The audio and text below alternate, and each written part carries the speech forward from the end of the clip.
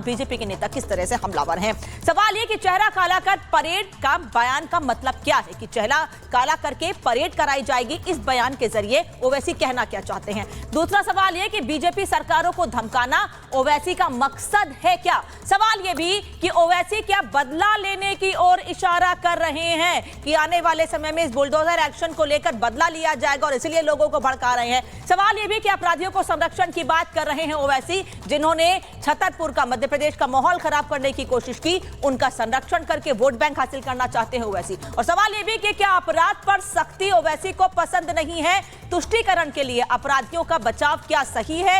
ये तमाम सवाल उठ रहे हैं और आज इन्हीं सवालों पर चर्चा को आगे बढ़ाएंगे। और पहला सवाल आदिल हसन साहब आपसे इसलिए क्योंकि आपके नेता ने यह बड़ा बयान दिया है और वो कह रहे हैं कि जब सत्ता बदलेगी तो आपका चेहरा काला करके, चेहरे पर कालिक लगाकर चेहरा काला करके परेड कराई जाएगी। यानी कि जो लोग गलत पर एक्शन ले रहे हैं उनका चेहरा काला करेंगे और जो माहौल खराब कर रहे हैं उनको माला पहनाएंगे।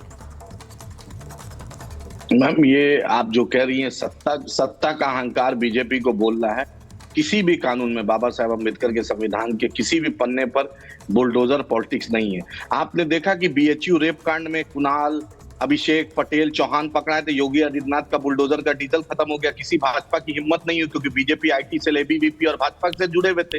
आप देखें कि योगी आदित्यनाथ ने लखनऊ की एक लड़की के साथ छेड़छाड़ हुआ, 16 एक्यूज थे, उसमें यादव और मुसलमान ही का नाम लिया। योगी आदित्यनाथ को दूसरा जाति धर्म दिखता नहीं। अगर किसी के आंख में मोतियाबिंद हो जाए, कैटरेक्ट हो जाए तो हैदराबाद में इलाज बहुत अच्छा होता है, आंख का करवा देंगे। लेकिन ये अहंकार बोल रहा है। मोहन यादव अहंकार में आए। याद रखिए, जिस कुर्सी पे मोहन यादव बैठे हैं वो कुर्सी परमानेंट नहीं होती है। इस देश में सर्वोच्च न्यायालय है, इस देश में उच्च न्यायालय है और इस देश में 18,000 से ज्यादा अदालतें हैं। आप कानून का पालन कीजिए। ये अहंकार बोल रहा है। और जिस तरीके से परेड करवाया गया, जिस तरीके से उनको बोला गया, ये क्या यही भारत का संविधान में कहता है? आप संविधान की बात करते हैं। मोदी जी यूक्रेन में जाकर आंसू बहा रहे हैं और मणिपुर में 700 से ज्यादा लोग, 70,000 से ज्यादा लोग डिस्प्लेस हुए, 300 से ज्यादा लोगों की हत्या हुई। वही सवाल तो हम भी पूछ रहे हैं कि विपक्ष के नेता लखीमपुर पहुंच जाते हैं, हाथरस पहुंच जाते हैं, राजस्थान पहुंच जाते हैं, लेकिन पश्चिम बंगाल में जो कुछ हुआ उस पर आंख बंद करके बैठे हुए हैं। मुंह से दो शब्द नहीं निकल रहे हैं उसके लिए। क्यों ना जाके पश्चिम बंगाल में प्रदर्शन करते हैं बेटी के लिए? सुनिए मैडम, आपको जानकारी नहीं, पश्चिम बंगाल के मुद्दे पे अगर सबसे पहले विपक्ष में किसी ने बोला, उसका नाम बैरिस्टर असदुद्दीन ओवैसी साहब ने। उन्होंने सबसे पहले किसी भी लड़की के साथ ज्यादती हिंदुस्तान में, भारत के किसी भी कोना में हो, हम बीजेपी की तरह नहीं है। आसिफा के कांड में तिरंगा यात्रा निकाले, बचाओ यात्रा निकाले, जिस तरह बीजेपी ने जम्मू कश्मीर में निकाला था। डिप्टी सीएम थे, उनके मंत्री थे, उनके एमपी थे, उसमें बीजेपी के टॉप लीडर थे, उन्होंने यात्रा उसके पक्ष में निकाला। हम उसकी तरह नहीं है कि स्वामी चित्यानंद का यूपी सरकार ने केस वापस लेने की तैयारी करे। हम उसकी तरह नहीं है कि क्या हाथरस और उन्नाव पे हम भूल जाएं। हम इंसाफ की बात करते हैं। महिलाओं पे अगर कहीं भी अत्याचार हुआ है, चाहे बंगाल में हो, चाहे हिमाचल में हो, चाहे तेलंगाना में हो, चाहे कर्नाटका में हो, चाहे महाराष्ट्र में हो, इंसाफ होना चाहिए। लेकिन बीजेपी से पूछिए कि डीजल क्यों मुसलमान के अलावा आदिल हसन पूछ रहे हैं, उसी वैसा ही सवाल तो मैं भी पूछ रही हूँ और जवाब उनसे जानना चाहती हूँ कि आप लोगों के नेता कैंडल मार्च के लिए पहुंच जाते हैं, परिवार से मुलाकात करने के लिए पहुंच जाते हैं, पीड़ित बोलकर, उस जगह पर जहां वोट बैंक आपको दिखता है। लेकिन क्योंकि जिस जगह पर आपके सहयोगी दल की सरकार है वहां आप जाते नहीं हैं। रुकिए आदिल हसन, रुक जाइए, सवाल पूछने दीजिए, फिर आ रही हूँ आपके पास। जहां सहयोगी दल की सरकार है वहां जाते नहीं है और जहां बुलडोजर एक्शन हो रहा है, गलत पर कार्रवाई हो रही है, उस पर सवाल खड़े कर रहे हैं, धमकी दे रहे हैं खुले खुले आप लोगों को। मैम, धमकी नहीं, सच्चाई बोल रहा है। मुंह काला करना धमकी है सर? नहीं, ये आपको मुहावरा है, आपको जानकारी नहीं है। अच्छा ठीक है, ये मुहावरा होता है, मुंह काला करना। ओके, राधिका खेड़ा। नमस्कार।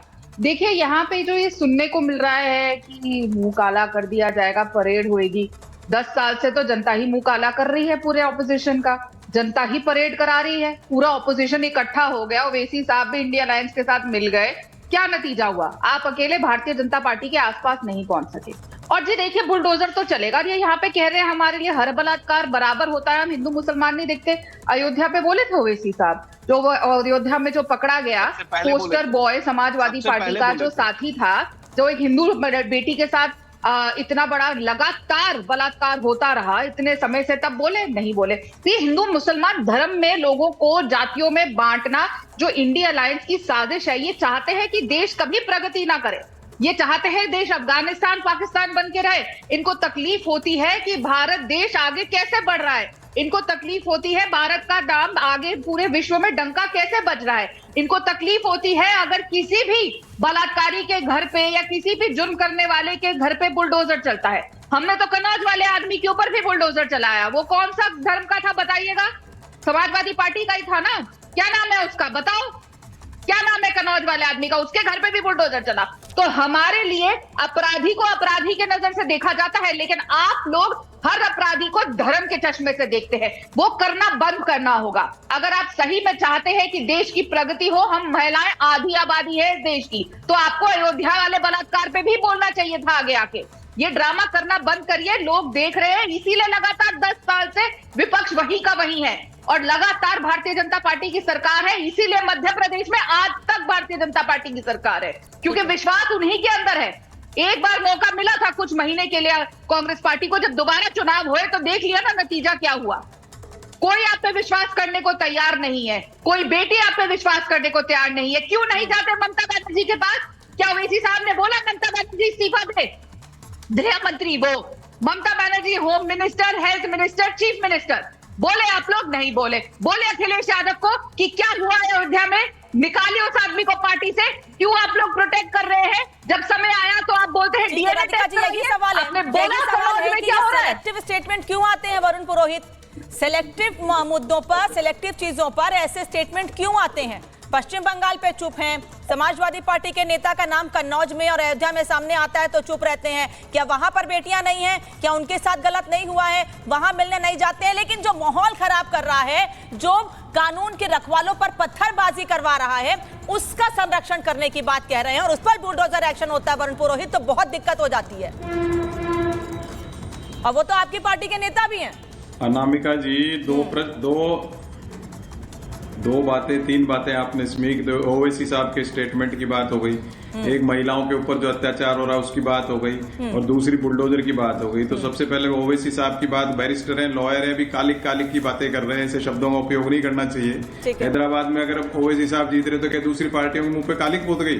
और 500 में से अगर 240 सीटें बीजेपी के, 300 सांसद दूसरे आए तो क्या बीजेपी पे कालिक पुत गई? या अटल जी अडवाणी जी नहीं जीत पाए सीटें तो क्या उनपे कालिक पुत गई? ऐसी बातें नहीं करनी चाहिए डिबेट में। जनता है जिसको चुनती है, लोकल अपने हिसाब से चुनती है।